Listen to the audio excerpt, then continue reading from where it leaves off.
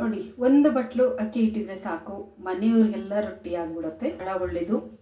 ಹಲ್ಲು ಗಟ್ಟಿಯಾಗಿರುತ್ತೆ. ರೊಟ್ಟಿ ತಿನ್ನೋದ್ರಿಂದ ಹಲ್ಲು ಗಟ್ಟಿಯಾಗೋದಷ್ಟೇ ಅಲ್ಲ, ಒಂದು ಫೇಸ್ಗೆ, ಒಂದು ಮುಖಕ್ಕೆ ಒಂದು ವ್ಯಾಯಾಮ ಅವಶ್ಯಕತೆ ಇರುತ್ತೆ. ಅದಕ್ಕೆ ಮಾಡಬೇಕು, ಈ ರೀತಿ ರೊಟ್ಟಿಗಳನ್ನು ಮಾಡಿಕೊಟ್ಟಾಗ ಮುಖದ ವ್ಯಾಯಾಮ.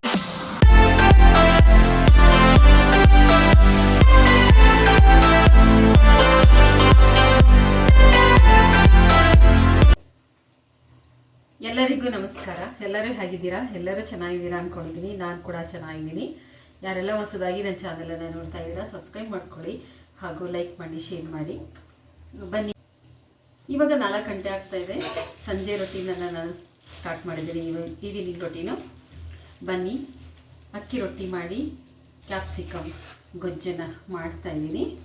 ಬರೀ ಕ್ಯಾಪ್ಸಿಕಮ್ ತೊಗೊಂಡಿದ್ದೀನಿ, ಬೇರೆ ಯಾವುದೇ ರೀತಿ ತರಕಾರಿಗಳನ್ನು ತಗೊಂಡಿಲ್ಲ. ಈಗ ನೀರನ್ನು ಕಾಯಕ್ಕೆ ಇಟ್ಕೊಂಡಿದ್ದೀನಿ. ಇದಕ್ಕೆ ಅಕ್ಕಿ ಹಿಟ್ಟನ್ನು ಹಾಕ್ಕೊಳ್ಳೋಣ.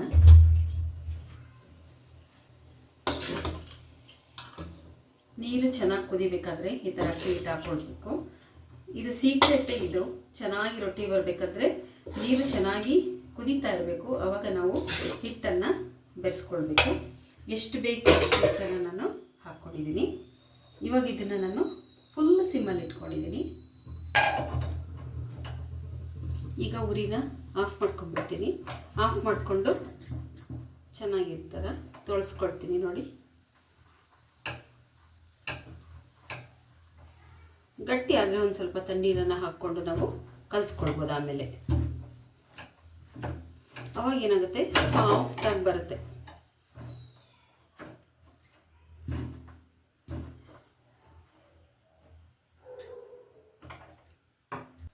ಇವಾಗ ನೋಡಿ, ಇದಕ್ಕೆಲ್ಲ ಹಾಕ್ಕೊಳ್ತೀನಿ ನಾನು.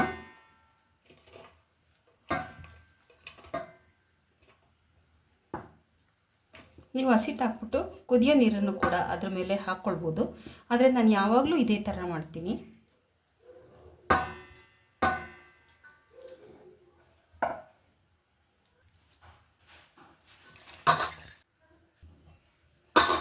ನೋಡಿ, ಈ ಥರ ಚೆನ್ನಾಗಿ ಮಿದ್ಕೋಬೇಕು. ಯಾರು ಬೇಕಾದರೂ ಮಾಡ್ಬೋದು. ಅಕ್ಕಿ ರೊಟ್ಟಿ ಆಗಲಿ, ಜೋಳದ ರೊಟ್ಟಿ ಆಗಲಿ, ಎಲ್ಲ ಕೂಡ ಒಂದೇ ರೀತಿ ಇರುತ್ತೆ. ಅದೇನು ಸಪ್ರೇಟ್ ಬೇರೆ ಬೇರೆ ಏನಾಗಲ್ಲ, ಏನೂ ಕಷ್ಟ ಆಗಲ್ಲ.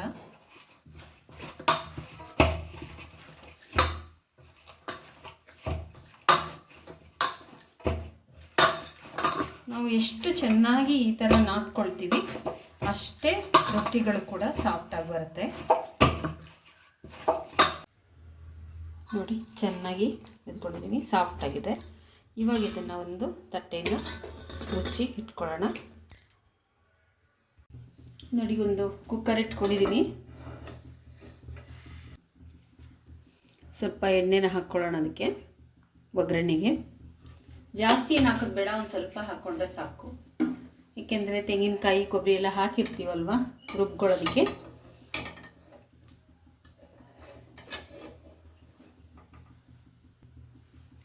ಈಗ ನಾನು ಸಾಸಿವೆ, ಜೀರಿಗೆ ಮತ್ತು ಸೋಂಪು 3 ಕೂಡ ಹಾಕ್ಕೊಳ್ತೀನಿ. ಇವಾಗ ಕ್ಯಾಪ್ಸಿಕಮನ್ನು ಹಾಕ್ಕೊಳ್ತಾ ಇದ್ದೀನಿ.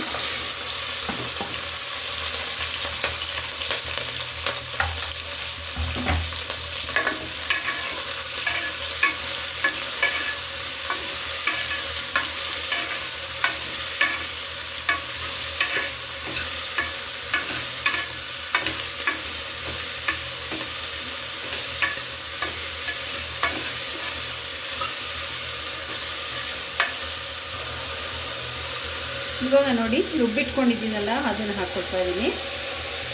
ಇದೇನಿಲ್ಲ, ಟೊಮೆಟೊ, ತೆಂಗಿನಕಾಯಿ ಎಲ್ಲನೂ ಹಾಕ್ಕೊಂಡು ರುಬ್ಕೊಂಡಿದ್ದೀನಿ. ಸ್ವಲ್ಪ ಶುಂಠಿ ಕೂಡ ಹಾಕ್ಕೊಂಡಿದ್ದೀನಿ.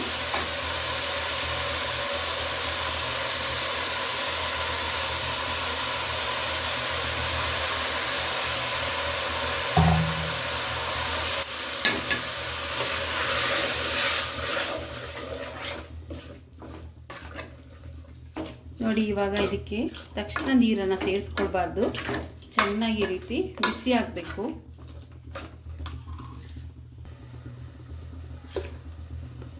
ಇವಾಗ ನಾನು ಖಾರದ ಪುಡಿನ ಹಾಕ್ಕೊಳ್ತೀನಿ.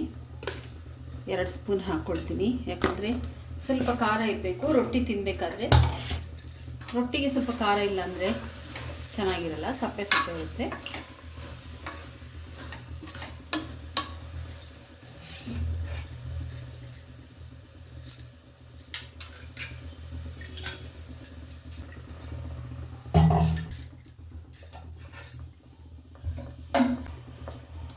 ಇವಾಗ ಎಷ್ಟು ಬೇಕಷ್ಟು ನೀರನ್ನು ನಾನು ಇದಕ್ಕೆ ಹಾಕ್ಕೊಳ್ತಾ ಇದ್ದೀನಿ ನೋಡಿ.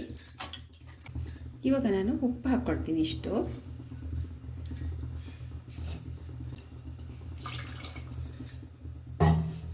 ನೋಡಿ, ಯಾವಾಗಲೂ ನಾನು ಕ್ಯಾಪ್ಸಿಕಮನ್ನು ಬಳಸ್ತಾ ಇರ್ತೀನಿ. ಪ್ರತಿದಿನ ಎಲ್ಲ ಸಾಗು ಮಾಡಬೇಕಾದ್ರೂ ಅಷ್ಟೇ, ಯಾವುದೇ ತರಕಾರಿ ಹಾಕ್ಕೊಂಡಿರಲಿ ಕ್ಯಾಪ್ಸಿಕಮನ್ನು ಹಾಕ್ತೀನಿ. ದಪ್ಪ ಮೆಣಸಿನಕಾಯಿ ಬಹಳನೇ ಒಳ್ಳೆಯದು. ಕೆಟ್ಟ ಕೊಲೆಸ್ಟ್ರಾಲ್ ಏನಿರುತ್ತೆ, ಬ್ಯಾಡ್ ಕೊಲೆಸ್ಟ್ರಾಲು, ಅದನ್ನು ಕರಗಿಸುವಂಥ ಶಕ್ತಿ ಈ ಒಂದು ಕ್ಯಾಪ್ಸಿಕಮಲ್ಲಿರುತ್ತೆ. ಅದರಿಂದ ನಾನು ಇದನ್ನು ಹೆಚ್ಚಾಗಿ ಬಳಸ್ತೀನಿ.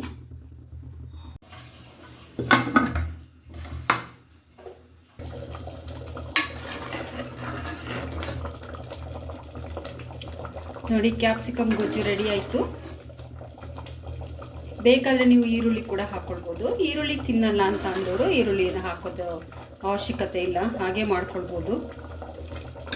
ಇವಾಗ ಇದಾಯಿತು. ಇವಾಗ ರೊಟ್ಟಿ ಮಾಡೋಣ.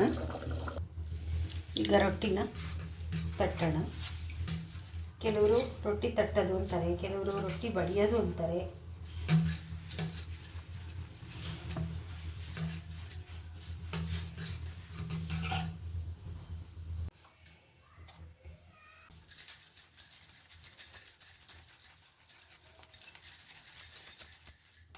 ಒಂದೊಂದೇ ಉಂಡೆ ಮಾಡ್ಕೊಳ್ಳೋಣ. ಈ ಥರ ಇದನ್ನು ಮಾತ್ರ ಮುಚ್ಚಿಟ್ಕೋಬೇಕು. ಮುಚ್ಚಿಟ್ರೆ ಅದು ಬಿಸಿ ಇರುತ್ತೆ.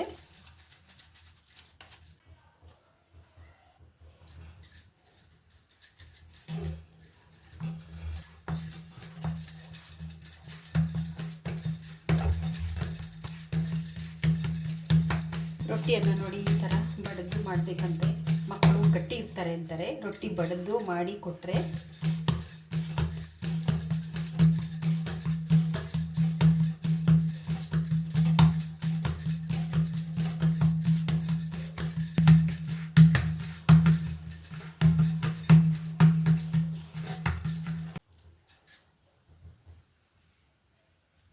ಈಗ ಹೆಂಚು ಕಾದಿದೆ. ಹೆಂಚಿನ ಮೇಲೆ ಹಾಕ್ಕೊಳ್ಳೋಣ.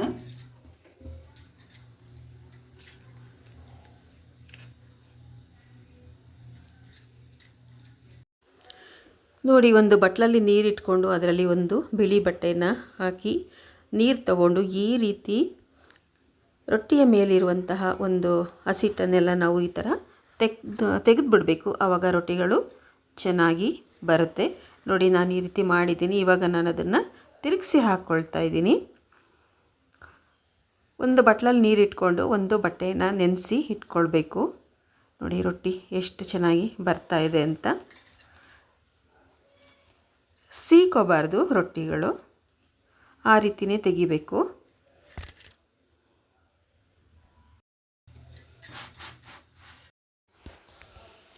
ಇವಾಗ ಇನ್ನೂ ಒಂದು ಹಾಕ್ಕೊಂಡಿದ್ದೀನಿ. ನೋಡಿ ಎಷ್ಟು ಅಗಲ ಬಂದಿದೆ ಅಂತ. ಎಷ್ಟು ಅಗಲ ಬೇಕಾದರೂ ಮಾಡ್ಕೊಳ್ಬೋದು, ನಮಗೆ ಯಾವ ಸೈಜಲ್ಲಿ ಬೇಕು ಆ ಥರ. ನನಗೆ ಈ ಥರ ರೊಟ್ಟಿಗಳು ದೊಡ್ಡದಾಗಿ ಮಾಡಿದ್ರೇ ನನಗೆ ತುಂಬ ಇಷ್ಟ ಆಗುತ್ತೆ.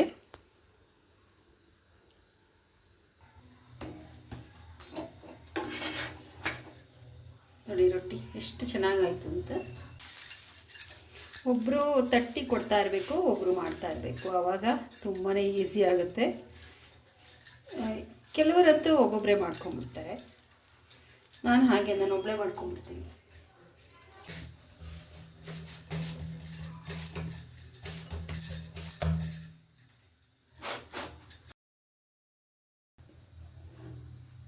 ರೊಟ್ಟಿ ಮಾಡಿದ್ದೆಲ್ಲ ಮುಗೀತು, ಟೈಮು ಕೂಡ ಆಯಿತು. ಈಗ ನಾನು ಸ್ಟವನ್ನು ಆಫ್ ಮಾಡ್ಕೊಳ್ತಾ ಇದ್ದೀನಿ.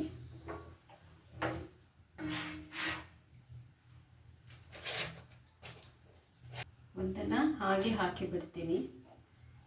ಗಟ್ಟಿ ತಿನ್ನೋರಾದರೆ ತಿನ್ಕೊಳ್ತಾರೆ. ನನ್ನ ಮಗಳಿಗೆ ಗಟ್ಟಿ ಮಾಡಿಕೊಡ್ಬೇಕಲ್ಲ, ಅದಕ್ಕೆ ಹಾಗೆ ಹಾಕಿ ಬಿಡ್ತೀನಿ. ನೋಡಿ ರೊಟ್ಟಿಗಳು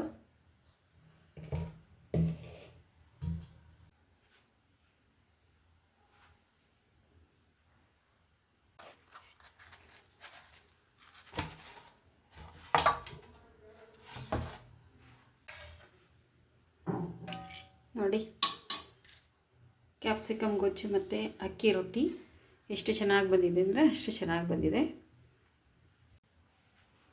ನೋಡಿದ್ರಲ್ಲ, ಇವತ್ತಿನ ಸಂಜೆಯ ಒಂದು ತಿಂಡಿಗೆ ನಾನು ಅಕ್ಕಿ ರೊಟ್ಟಿಯನ್ನು ಮಾಡಿದ್ದೆ. ಇನ್ನೂ ಕೆಲಸಗಳಿದೆ, ಸ್ವಲ್ಪ ಪಾತ್ರೆಗಳೆಲ್ಲ ತೊಳಿಬೇಕು. ಇವತ್ತಿನ ವಿಡಿಯೋ ನಿಮಗೆಲ್ಲ ಇಷ್ಟ ಆಗಿದೆ ಅಂತ ತಿಳ್ಕೊಂಡಿದ್ದೀನಿ. ಇಷ್ಟ ಆಗಿದ್ರೆ ಏನು ಮಾಡಬೇಕು, ಲೈಕ್ ಮಾಡಬೇಕು. ನೋಡಿ, ಒಂದು ಬಟ್ಲು ಅಕ್ಕಿ ಇಟ್ಟಿದ್ರೆ ಸಾಕು, ಮನೆಯವ್ರಿಗೆಲ್ಲ ರೊಟ್ಟಿ ಆಗಿಬಿಡುತ್ತೆ ಈಸಿಯಾಗಿ. ಏನು ಯೋಚನೆ ಮಾಡೋ ಹಾಗಿಲ್ಲ ತಿಂಡಿ ಏನು ಮಾಡಬೇಕು ಅಂತ. ಅಕ್ಕಿ ಹಿಟ್ಟನ್ನ ಮಾತ್ರ ನಾವು ಯಾವಾಗಲೂ ಕೂಡ ರೆಡಿ ಇಟ್ಕೊಂಡಿರಬೇಕು. ಅಕ್ಕಿ ಹಿಟ್ಟು, ಜೋಳದ ಹಿಟ್ಟು ಖಾಲಿ ಆಗಿಬಿಟ್ಟಿದೆ, ನಾಳೆ ಬೀಸ್ಕೊಂಡು ಬರಬೇಕು. ಇವತ್ತೆಲ್ಲ ಒಣಗಿಸಿ ಎತ್ತಿಟ್ಕೊಂಡಿದ್ದೀನಿ. ಮತ್ತು ನಾಳೆಗೂ ಕೂಡ ಒಂದ್ಸಲ ಒಣಗಿಸ್ಬಿಟ್ಟು ಬೀಸ್ಕೊಂಡು ಬರಬೇಕು. ಈ ರೀತಿ ರೊಟ್ಟಿಗಳನ್ನು ಮಾಡಿಕೊಡಿ, ಮಕ್ಕಳಿಗೆ ಬಹಳ ಒಳ್ಳೆಯದು. ಹಲ್ಲು ಗಟ್ಟಿಯಾಗಿರುತ್ತೆ, ರೊಟ್ಟಿ ತಿನ್ನೋದ್ರಿಂದ ಹಲ್ಲು ತುಂಬಾ ಚೆನ್ನಾಗಿರುತ್ತೆ, ಗಟ್ಟಿಯಾಗುತ್ತೆ ಹಲ್ಲು. ಹಲ್ಲು ಗಟ್ಟಿಯಾಗೋದಷ್ಟೇ ಅಲ್ಲ, ಒಂದು ಮುಖಕ್ಕೆ ವ್ಯಾಯಾಮ ಕೂಡ ಸಿಗುತ್ತೆ. ಇದು ಎಷ್ಟೋ ಜನಕ್ಕೆ ಗೊತ್ತಿಲ್ಲ. ಫೇಸ್ಗೆ ಮುಖಕ್ಕೆ ಒಂದು ವ್ಯಾಯಾಮ ಅವಶ್ಯಕತೆ ಇರುತ್ತೆ.